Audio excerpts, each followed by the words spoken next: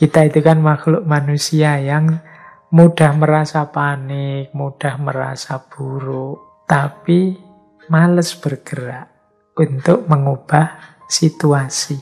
Kalau kamu merasa buruk atau merasa khawatir, yo atasi itu. Jangan diam saja. Kalau kamu ingin melakukan perubahan, bergeraklah. Lakukan sesuatu.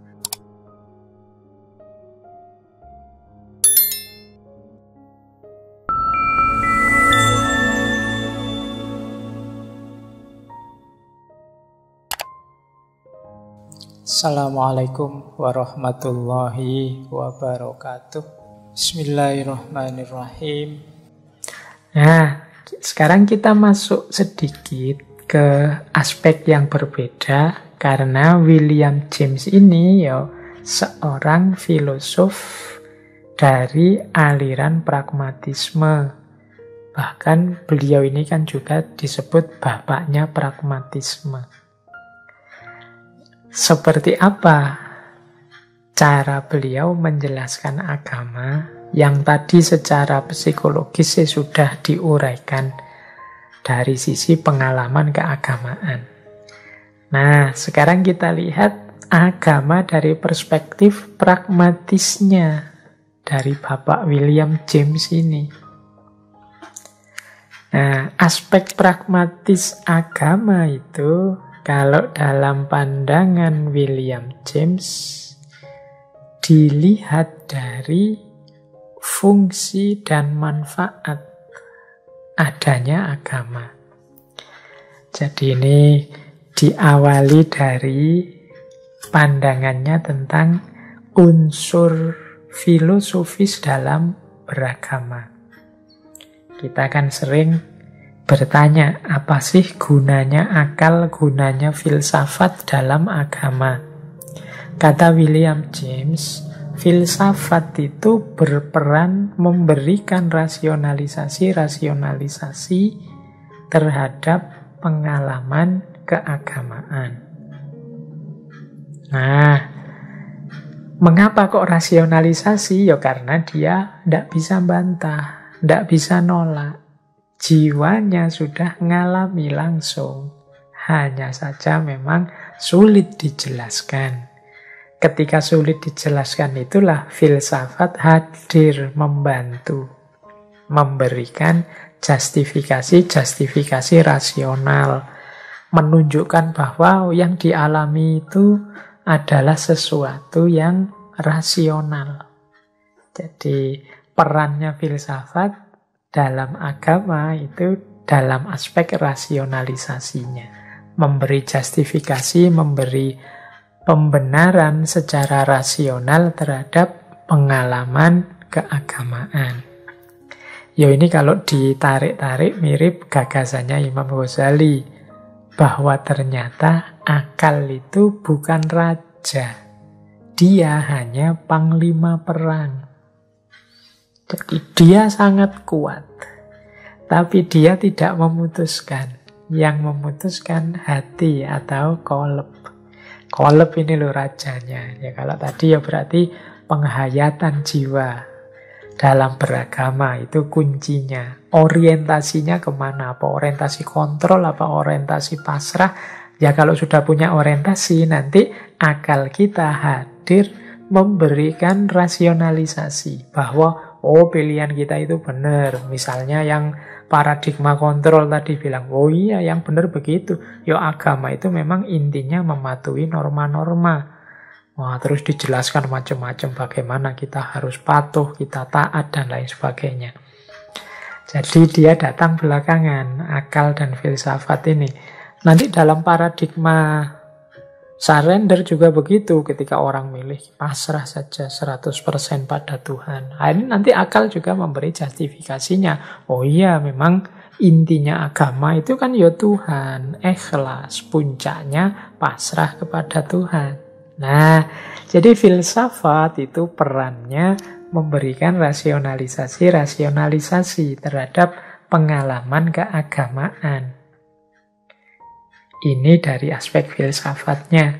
Kalau dari aspek pragmatisnya, kata William James, ya lihat saja konsekuensinya.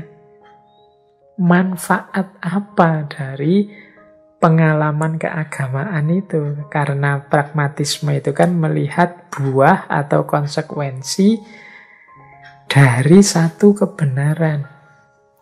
Jadi tadi kan pengalaman keagamaan itu sulit dijelaskan. Pengalaman keagamaan itu tidak mudah diuraikan.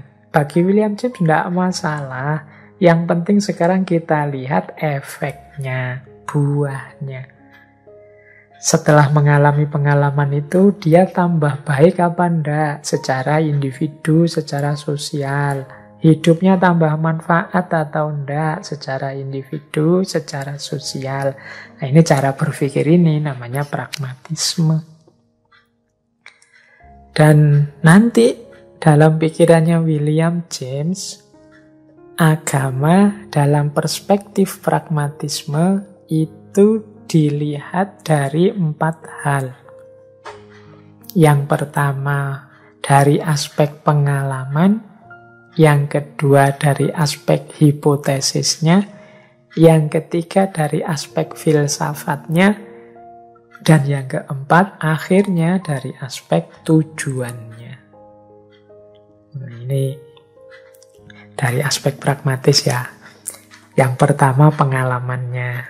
Jadi mengapa pengalaman? Ya diawali dari pengalaman memang. Tadi kan sejak awal melihatnya dari aspek pengalaman. Jadi pragmatisme itu pertama-tama melihat aspek pengalamannya. Kita mengalami sendiri kan, kita menjalani sendiri kan. Nah, ini yang pertama. Nah, yang kedua dari aspek hipotesisnya. Hipotesis itu, kata William James, kepercayaan kita kepada yang maha tinggi itu dikatakan benar. Ini kan bisa benar, bisa salah. Tapi dia dikatakan benar jika tuntutan dari yang lebih tinggi itu memberikan dampak nyata. Jadi, misalnya ini ya, ini contoh kasar-kasaran. Kita oleh agama disuruh melakukan apa? Kalau di Islam disuruh sholat misalnya. Lalu kalau bagi William James, sholat ini benar kalau dia memberi dampak nyata. Sebelum memberi dampak nyata, dia hanya hipotesis saja. Bisa benar, bisa salah. Dampak nyata itu misalnya dengan sholat. Saya semakin tenang, batin saya semakin rasanya nyaman hidup ini. Nah, itu dampak nyata namanya. Dengan sholat, saya semakin rukun dengan tetangga, sering ketemu di masjid, sering ngobrol, tambah akrab sekarang. Nah, ini level 2 dari perspektif pragmatis. Ada juga agama dari perspektif pragmatis itu dilihat dari aspek filosofinya, filsafatnya. Jadi filsafat tadi kan melakukan rasionalisasi. Nah, rasionalisasi agama yang kita lakukan ini juga memberi kita kepuasan dan memberi kita dampak yang baik, yang nyata. Nah, ini berarti pragmatis, filsafatnya benar. Dan yang terakhir puncaknya pragmatis itu ya kalau membuat kita semakin terjamin di masa depan. Nah, ini kuncinya. Jadi agama sebagai jaminan tujuan kita di masa depan. Jadi dengan beragama semakin kuat kita, dengan beragama moral kita semakin tinggi, dengan beragama semakin tangguh kita menghadapi hidup. Oh, ini kan jaminan masa depan namanya.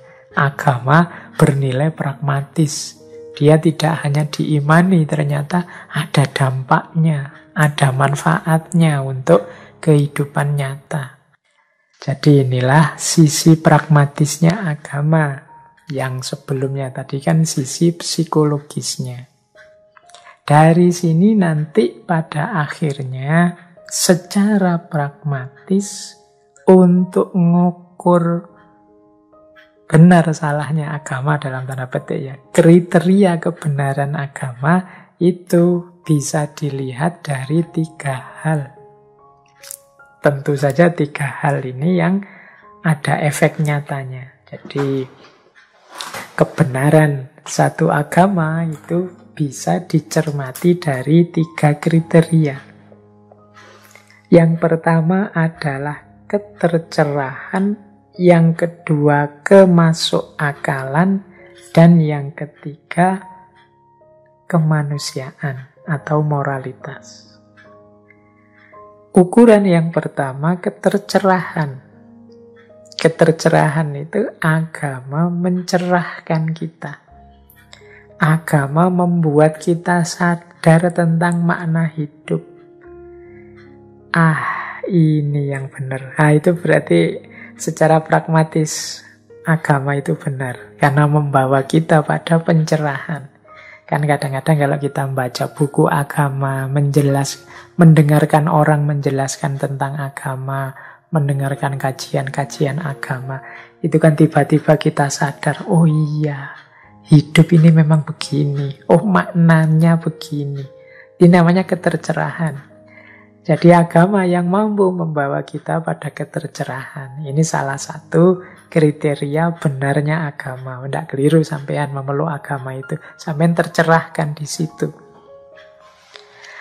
Yang kedua, kemasuk akalan filosofis. Kemasuk akalan itu dia cocok sesuai dengan sebagian besar kebenaran yang sudah kita tahu.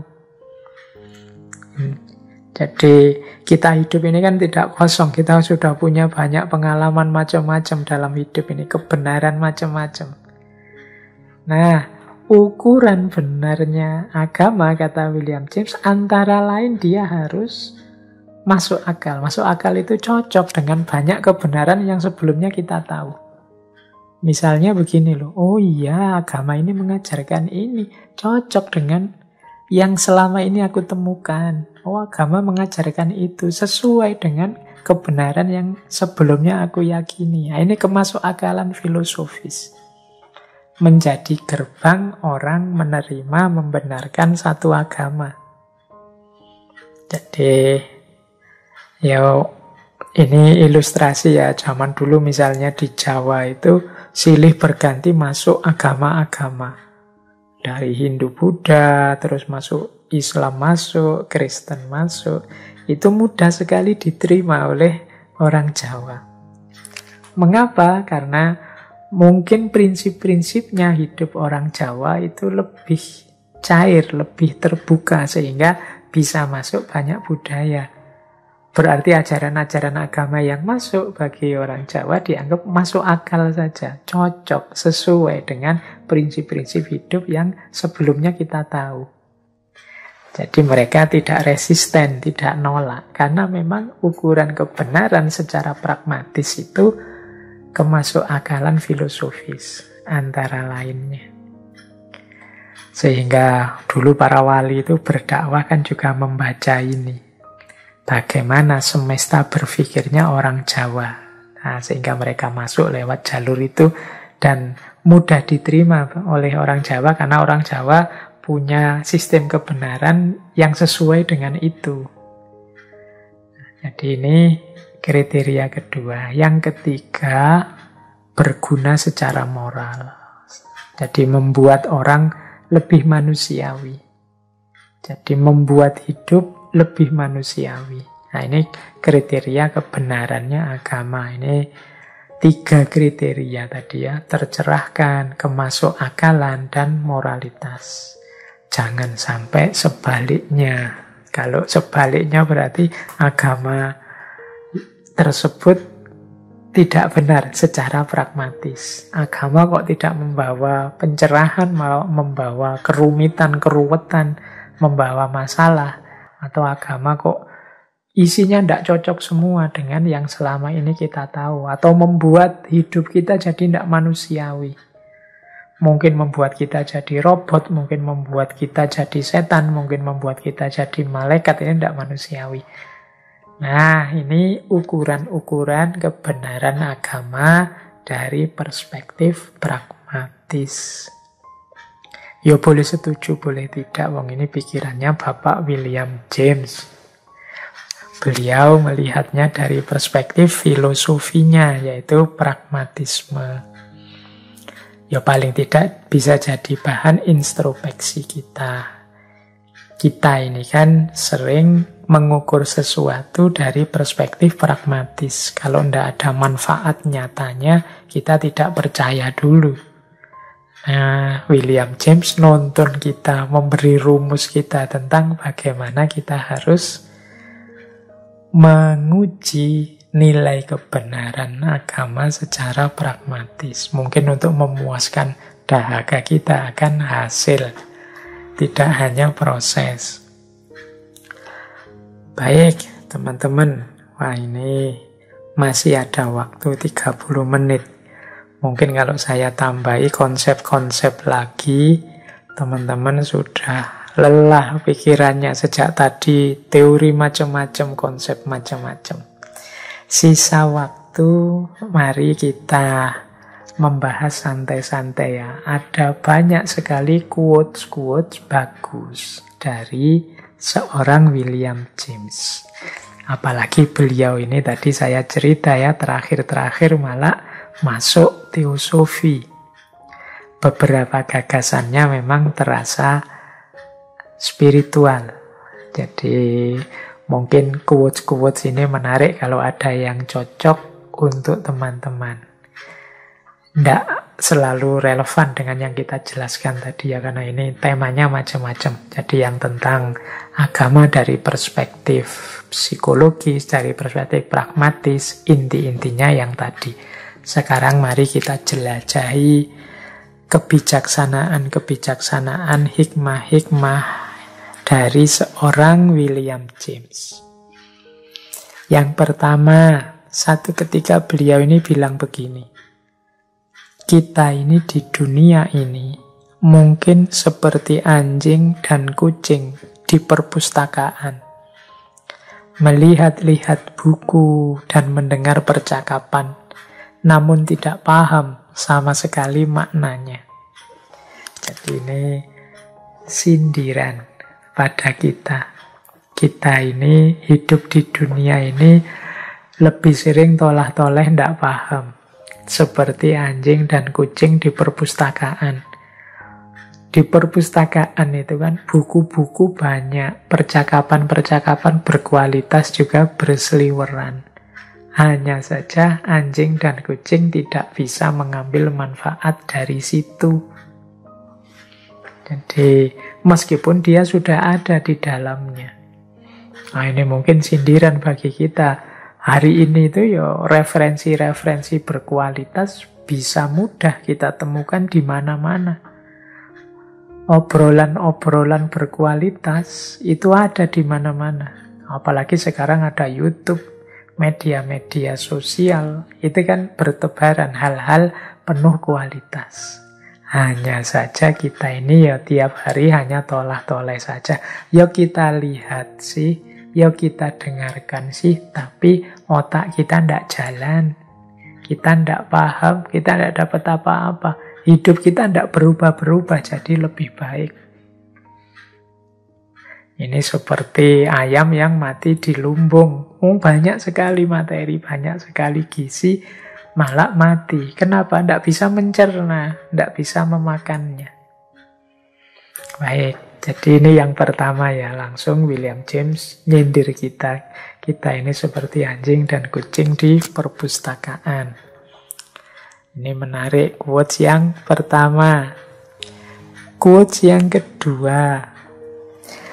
Satu ketika beliau bicara seperti ini.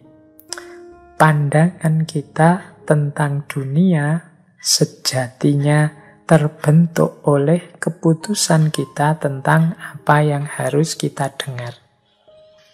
Nah, ini hubungannya dengan pembentukan jalan pikiran. Ini mungkin menyadarkan kita bahwa yang selama ini kita anggap kebenaran, yang selama ini kita anggap pasti baik, pasti cocok, pasti sesuai, itu bisa saja sifatnya reduktif. Reduktif itu hanya sejauh yang kita tahu, bahkan sangat minimal. Karena yang kita tahu, kita anggap benar dan kita anggap baik itu hakikatnya ya karena kita membatasi mendengar pada apa yang ingin kita dengar saja. Pilihan-pilihan kita terhadap saya suka ini, saya dengarkan. Saya tidak suka itu, saya tidak mau dengar, tidak mau lihat. Ini kan pilihan-pilihan kita. Sehingga akhirnya ya seperti itulah cara berpikir kita, sementara yang kita buang, kita sisihkan tadi sama sekali tidak jadi pertimbangan berpikir kita. Sesempit itulah hakikatnya kebenaran yang sekarang kita yakini.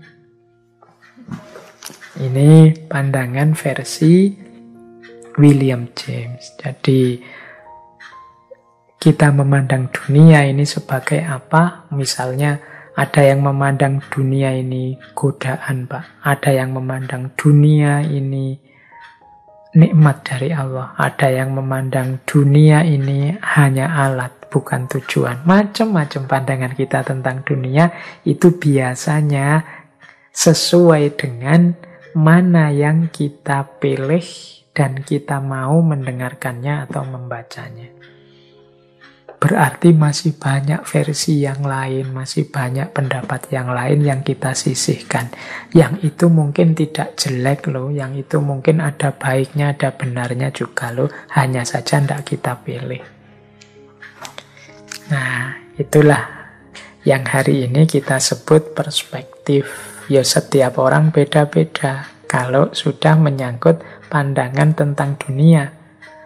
Bedanya karena apa? Ya karena setiap orang milih sesuai seleranya masing-masing. Nah, jadi kalau itu tentang perspektif dunia. Kita lanjutkan lagi. Ada lagi quotes yang menarik dari William James tentang feeling atau merasa. Kata William James, kalau engkau percaya bahwa merasa buruk atau merasa khawatir saja telah cukup untuk mengubah masa lalu atau masa depan, mungkin engkau tinggal di planet lain dengan sistem realitas yang berbeda. Nah, ini lagi-lagi sindiran, sarkas untuk kita.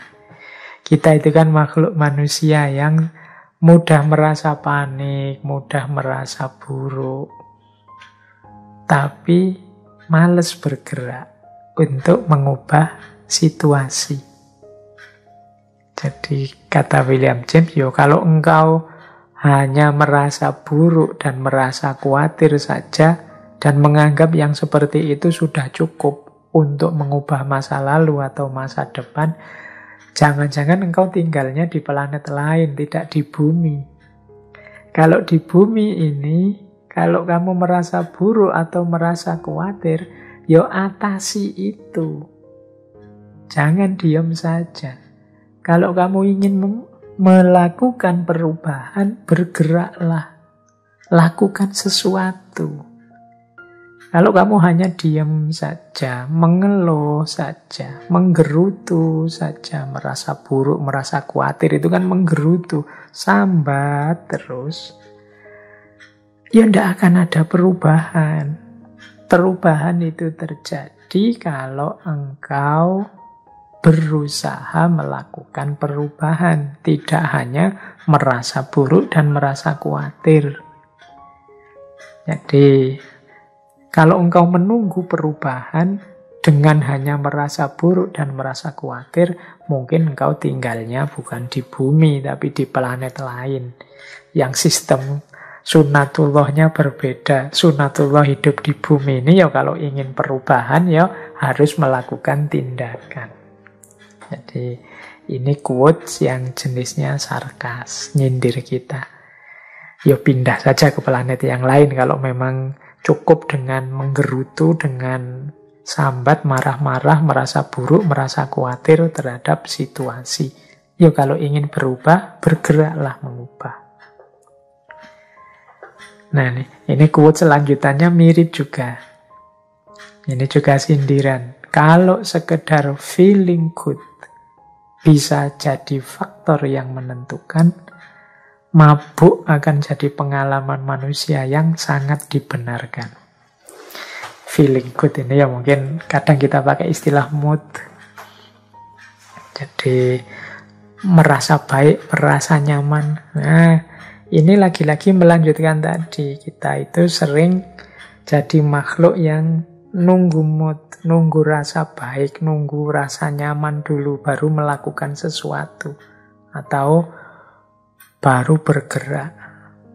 Mau melakukan apa-apa nunggu saya cari mood dulu ya. Saya cari rasa dulu ya, cari feeling dulu ya, dan lain sebagainya.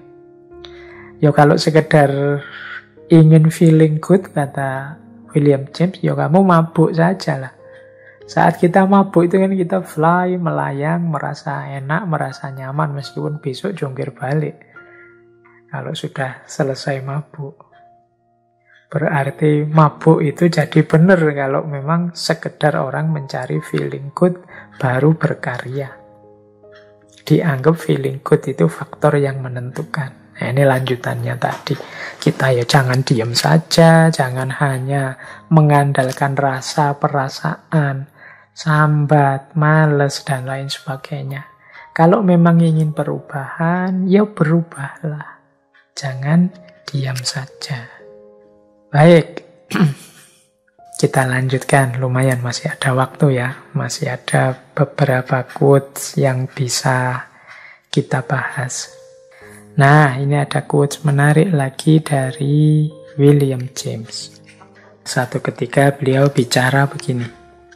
Saat ada sesuatu yang baru, orang akan berkata, itu tidak benar.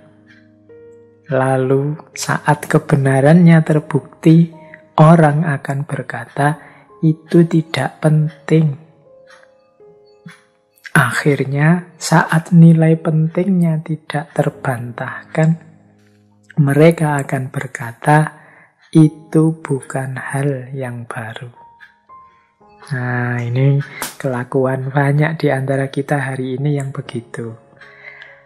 Temuan-temuan baru itu memang membuat orang tidak nyaman. Gagasan-gagasan baru yang berbeda dengan kebenaran yang selama ini mereka yakini, itu memang membuat orang gelisah. Manusia itu memang cenderungnya suka di zona nyaman. Biasanya begitu, mbok sudah biasa saja seperti itu. Selama ini begitu, biar saja seperti selama ini, kan begitu orang inginnya.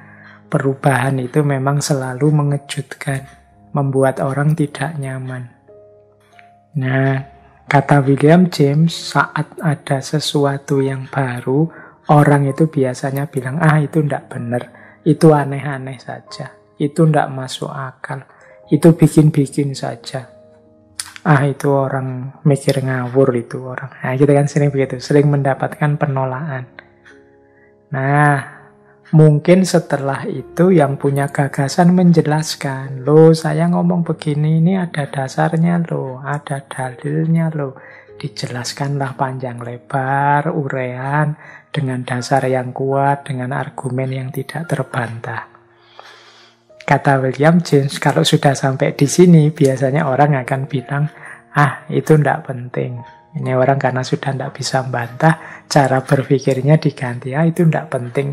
Ndak usah dibahas lah, wong cuma itu aja kok. Masih banyak hal lain yang lebih penting, ndak usah ngomong yang gitu-gitulah, nggak usah aneh-aneh. PR kita masih banyak kok. Nah, ini reaksi kedua, biasanya seperti ini. Akhirnya mungkin nanti waktu berjalan, akhirnya terbukti yang tadi gagasan ditolak-tolak, dianggap tidak penting, ternyata penting. Ada banyak persoalan yang terselesaikan dengan perspektif ini, dengan pandangan ini. biasanya terus orang akan bilang, itu bukan hal yang baru, sejak dulu juga sudah pernah dibahas. Sejak dulu juga orang ngomong itu. Jadi, meskipun sudah jelas benar, sudah jelas penting, tetap orang tidak mengapresiasi. Itulah tabiatnya manusia. Nah, quotes ini sebenarnya dari William James mengingatkan kita, wahai orang-orang pintar, orang-orang kreatif, orang-orang yang penuh inisiatif, berkaryalah, produksilah gagasan-gagasan yang luar biasa, kreatiflah dengan karya-karya yang luar biasa. Tidak usah terlalu terpaku atau terpacu oleh penolakan dan komentarnya orang. Manusia itu ya memang cenderungnya begitu. Kalau ada hal yang baru, dia nolak dengan alasan itu tidak benar. Nanti kalau kebenarannya terbukti, dia tetap nolak dengan alasan itu tidak penting. Kalau nanti sudah terbukti penting, dia tetap nolak, alasannya itu bukan hal yang baru. Nah, ini kan membuat gemes, membuat kita jadi pesimis, putus asa menghadapi orang hari ini itu. Maka jalannya apa? Ya sudah, tidak harus terlalu terpengaruh oleh komentarnya orang.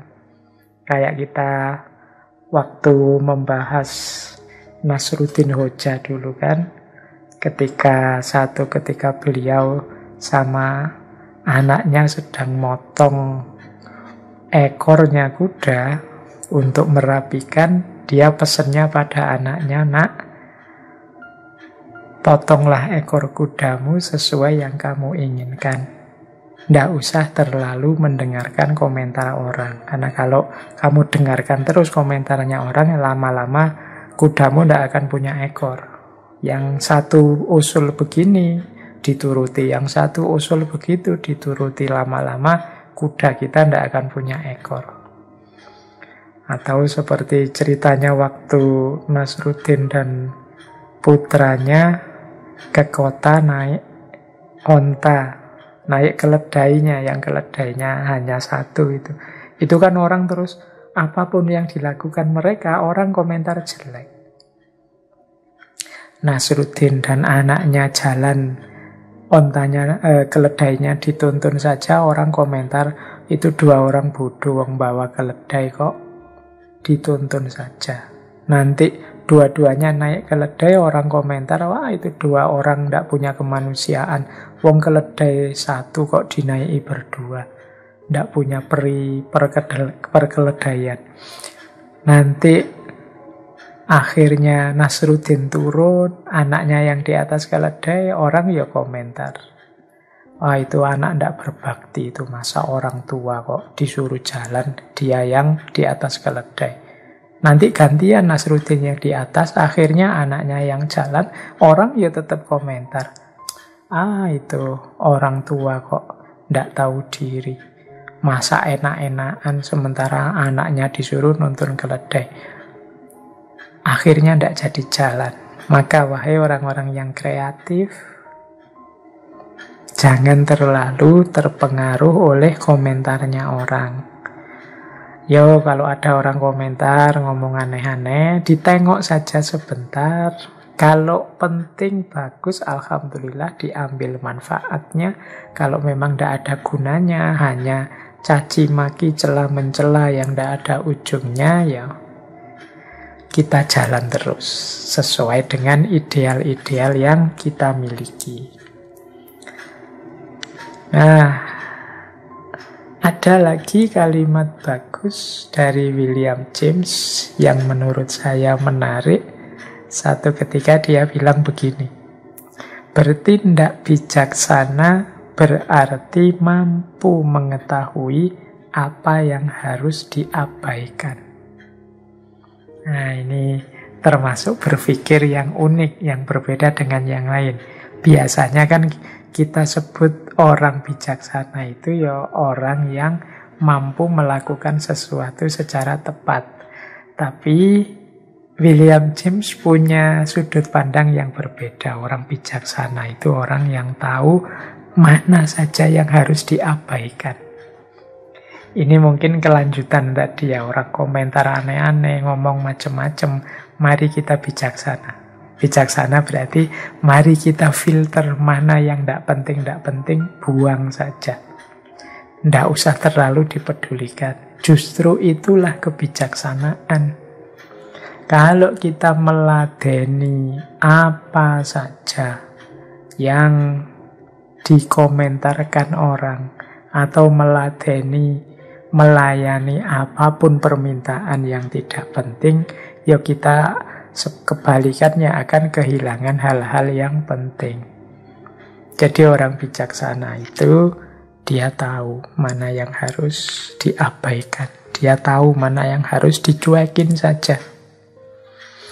Nah, kalau dia sudah membuang yang dicuekin, berarti kan ya, membuang yang jelek, mencuaki yang jelek, berarti kan yang tersisa tinggal yang baik-baik. Tinggal diambil. Itulah bijaksana namanya. Jadi ini penting bagi kita ya. Hari ini kan era distraksi, tidak hanya destruksi. Kita terdistraksi oleh banyak hal-hal lain di sekitar kita yang tidak penting. Maka skill penting yang hari ini harus kita miliki adalah skill untuk memfilter mana yang tidak penting dan mana yang penting. Yang tidak penting, ayo kita abaikan saja. Itulah namanya bijaksana. Jadi ini salah satu tips dari William James. Nah, yang terakhir, ini mungkin teman-teman sudah capek ya. Saya tambah satu lagi quote-quote. Ya meskipun tadi teori-teori utama tentang psikologi pragmatismenya kurang nyantol, ya paling tidak kita dapat quotes-quotes malam hari ini, dapat kalimat-kalimat indah yang bermanfaat. Kata William James begini satu ketika, untuk mengubah hidupmu, mulailah segera, lakukan dengan gembira, dan jangan ada pengecualian-pengecualian. Jadi syaratnya 3. Ayo teman-teman yang merasa hidupnya harus lebih baik lagi, yang merasa hidupnya harus di-upgrade lagi, yang merasa hidupnya harus meningkat, kuncinya 3. Yang pertama, mulailah segera. Yang kedua, lakukan dengan gembira. Dan yang ketiga, jangan membuat pengecualian-pengecualian. Yang pertama, mulailah segera. Ini kalau dalam bahasa agama, saja'ah, berani memulai. Kita itu kalau hanya teori mana baik, mana buruk, mana benar, mana salah, insya Allah sudah ngerti, sudah paham. Tinggal ayo dimulai. Kapan ideal-ideal yang teman-teman sudah tahu itu akan hidup kalau tidak kita mulai segera. Kapan kehidupan kita akan berubah jadi lebih baik kalau kita tidak memulai menjalankannya. Memulai menghidupkan kebaikan-kebaikan, kebenaran-kebenaran yang kita tahu. Jadi untuk mengubah hidup, rumus pertama adalah dimulai segera. Tidak usah nunggu, tidak usah terlalu banyak syarat. Kita itu sering menunda-nunda hal-hal baik karena kita sendiri membuat syarat terlalu panjang.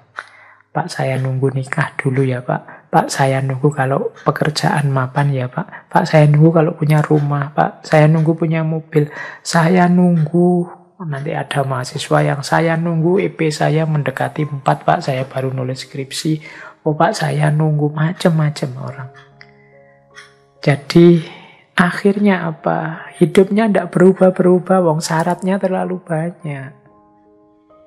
Jadi memang hidup itu kadang-kadang syarat dan ketentuan berlaku. Tapi jangan membuat syarat dan ketentuan terlalu banyak, nanti kalian tidak jalan-jalan. ayo segera dimulai berjalan. Yang kedua, lakukan dengan gembira. Nah, kalau ini sudah banyak dijelaskan bagaimana kita bisa menikmati apa yang kita lakukan. Jangan jadikan perjuangan kita, upaya kita, usaha kita dalam hal apapun sebagai beban. Lakukan dengan gembira. Apapun itu ya, tidak harus bahkan termasuk ibadah. Ayo lakukan sholat dengan gembira, puasa dengan gembira, belajar dengan gembira, dan lain sebagainya. Dengan gembira itu berarti kita bisa menikmati. Kalau hanya jadi beban, ya perjuangan kita akan sangat berat. Sholat jadi berat, belajar jadi berat, tahajud jadi berat. Padahal energi yang dikeluarkan sama. Susahnya sama, capeknya sama. Kehilangan biaya mungkin, tenaga mungkin, waktu mungkin juga sama. Tapi kalau kita menjalankannya dengan gembira, itu pasti proses dan hasilnya akan berbeda. Prosesnya akan indah, hasilnya akan luar biasa.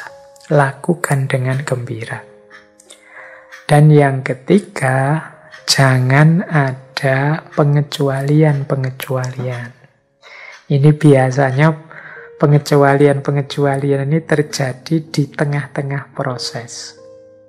Kadang-kadang kita itu kalau sedang berjuang atau memperjuangkan sesuatu, awalnya semangat. Tapi begitu ada sedikit saja halangan atau rintangan, kita terus membuat pengecualian. Jadi misalnya saya harus selesai skripsi saya semester ini. Tiba-tiba pandemi meningkat lagi. Padahal nulis skripsi itu tidak ada hubungannya dengan pandemi, malah asik bisa di rumah sendirian. Tapi ini kita jadikan alasan untuk, masih pandemi, masih bisa lebih panjang, diundur lagi. Nanti kan ada dispensasi. Nah, ini pengecualian yang kita bikin sendiri. Jadi misalnya kita berjuang untuk meraih sesuatu apa. Tiba-tiba ada peristiwa ini, peristiwa itu. Yang mungkin bisa kita lewatkan saja atau sama sekali tidak berhubungan dengan perjuangan kita meskipun kita alami. Tapi biasanya terus kita jadikan excuse. Pengecualian-pengecualian. Jadi terus akhirnya perjuangannya kita pending, kita tunda. Karena kita nemu alasan. Kalau ditanya orang mengapa kok tidak sukses, mengapa kok tidak berhasil, mengapa kok tidak jalan. Karena kita sudah nemu alasan tadi. Sehingga kita membuat pengecualian-pengecualian.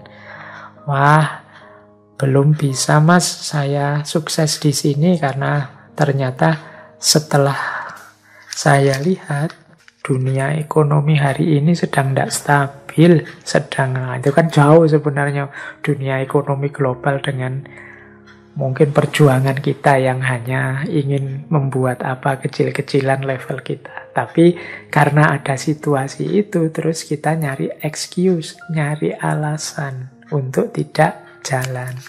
Dan yang semacam ini sering kita lakukan. Akhirnya terus kita gagal, akhirnya kita tidak menjalankan sesuai yang sudah kita rencanakan.